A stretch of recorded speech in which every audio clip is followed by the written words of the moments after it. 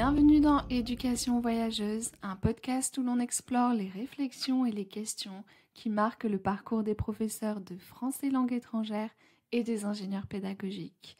Je m'appelle Justine et ensemble, nous allons discuter de pédagogie, de langues étrangères et de voyage, mais aussi parler de nos métiers et des questions qu'on se pose au quotidien. Le métier d'enseignant va-t-il disparaître ? Salut tout le monde, on se retrouve dans ce 10e épisode du podcast pour parler d'intelligence artificielle et des conséquences que cela pourrait avoir sur le métier d'enseignant. Alors, la question que tout le monde se pose à l'heure actuelle, à l'heure de l'intelligence artificielle conversationnelle, existe-t-il une ère dans le futur qui nous serait proche où le métier d'enseignant n'existerait plus ? Alors, je ne vais pas du tout aborder la question de l'école primaire parce que ça m'horripile rien qu'à l'idée d'y penser. Je ne vais pas trop parler du collège et du lycée parce que je pense que c'est encore un public jeune où on aura d'autres choses à débattre, mais on va parler de ce que je connais le mieux, l'université. Je vais commencer par répondre en disant « je n'espère pas », mais je vais développer. Alors déjà, si le métier d'enseignant venait à disparaître, d'un point de vue éthique, d'un point de vue sociétal, qu'est-ce que ça voudrait dire pour notre humanité d'avoir une machine, une intelligence artificielle, mais qui reste une machine, qui éduque l'homme. C'est-à-dire, parce que reprenons l'université, un des rôles de l'université est certes de préparer à la vie professionnelle, mais c'est aussi de préparer nos étudiants à devenir des citoyens et des hommes de notre société. Donc si ça, on le confie à une intelligence artificielle, qu'est-ce que ça dit de nous en tant que société humaine ? Voilà, vous avez 2 heures, sujet de philosophie.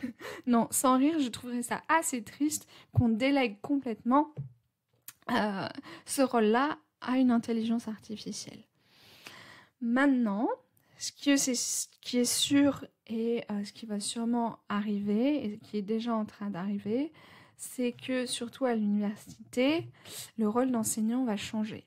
Dans le sens où pendant longtemps, l'enseignant a été l'expert des savoirs, et encore ça se pose avec la question d'Internet, parce que concrètement on a tout partout, mais là, c'est quand même beaucoup plus facile d'accès puisqu'on peut converser, on peut dialoguer avec cette intelligence artificielle et lui poser directement des questions et on a l'impression, parce que c'est une impression, elle ne nous répond pas vraiment, qu'elle nous répond. Donc l'enseignant, il ne peut plus se contenter d'avoir ce rôle de « je transmets des savoirs, des connaissances ».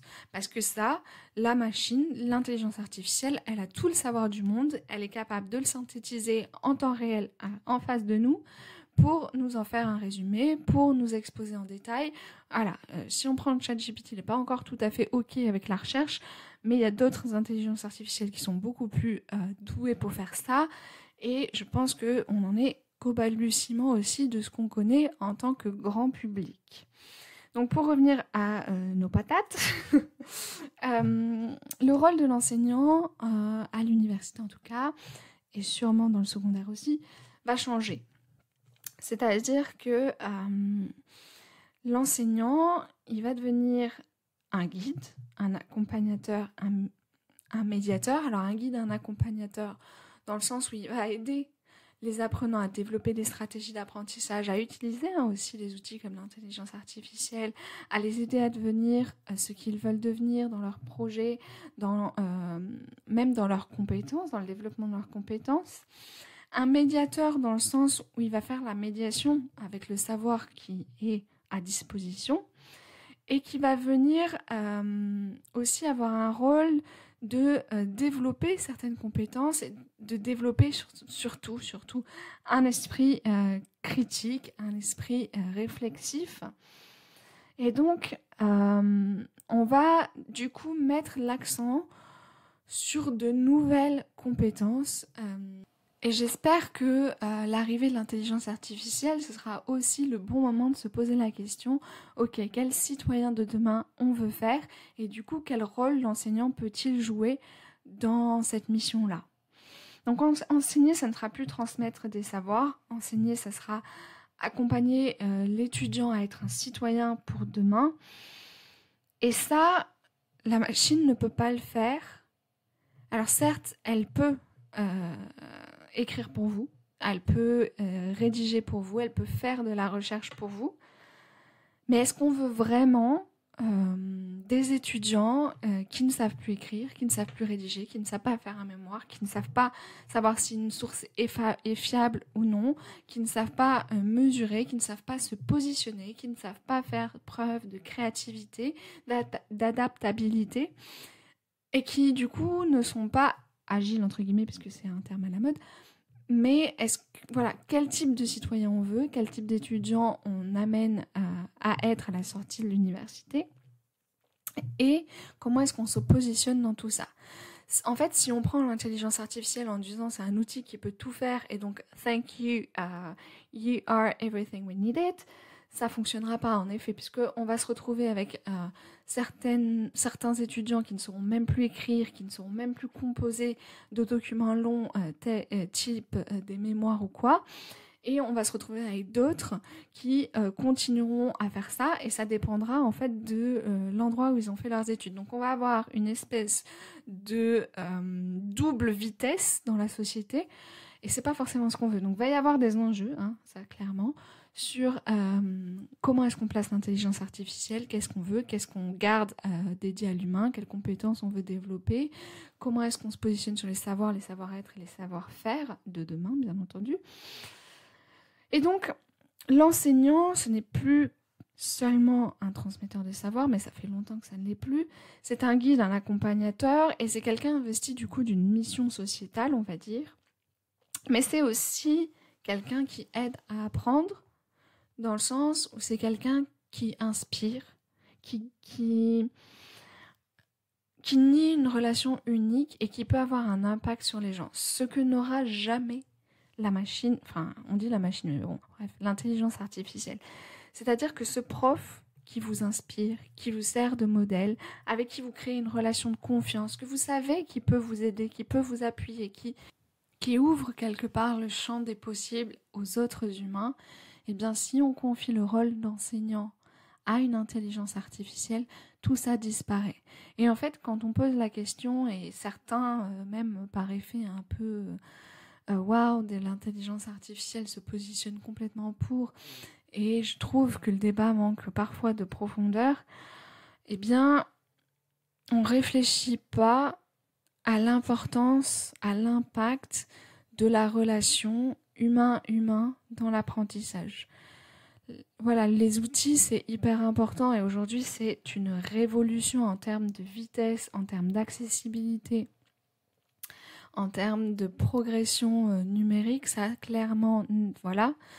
Maintenant, en termes d'humain, il va aussi falloir se demander qu'est-ce que c'est d'apprendre et quel est le rôle de l'enseignant, de l'humain dans l'apprentissage.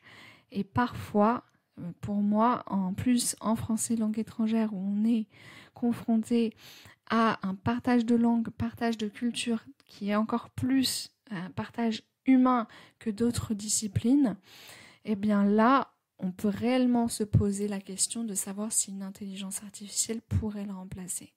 Parce que on peut se poser en fait la question de savoir est-ce qu'il y a un intérêt, ou même est-ce possible d'apprendre une autre langue sans relation interculturelle ou sans relation avec quelqu'un qui a eu cette relation interculturelle, ou cette relation en tout cas avec la culture et la langue française.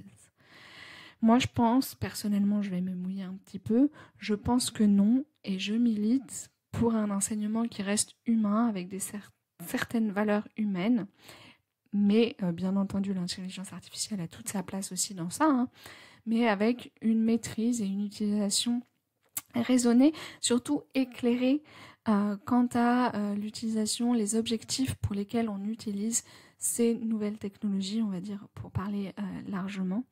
Et dans les langues, on voit déjà apparaître des tuteurs en IA, des applications un petit peu comme ça. Alors, je pense que ça pourrait marcher pour des gens qui ont des objectifs très linguistiques, à court terme et qui ont besoin d'être formés très vite, éventuellement ça peut fonctionner. Je ne sais pas, je pense que ça dépend, c'est personnel. Mais on a déjà un aperçu de ce que ça donne, par exemple, le résultat des MOOC, c'est-à-dire ces Massive Open Online Classes.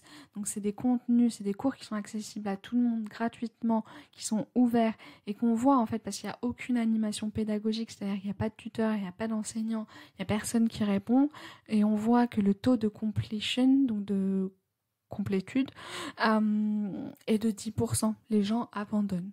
Et en fait, je pense que les sources de motivation, de non-abandon, donc d'engagement, il est humain. Alors certes, il y a la motivation intrinsèque, c'est-à-dire est-ce que j'ai vraiment besoin de faire ça et pour quelles raisons.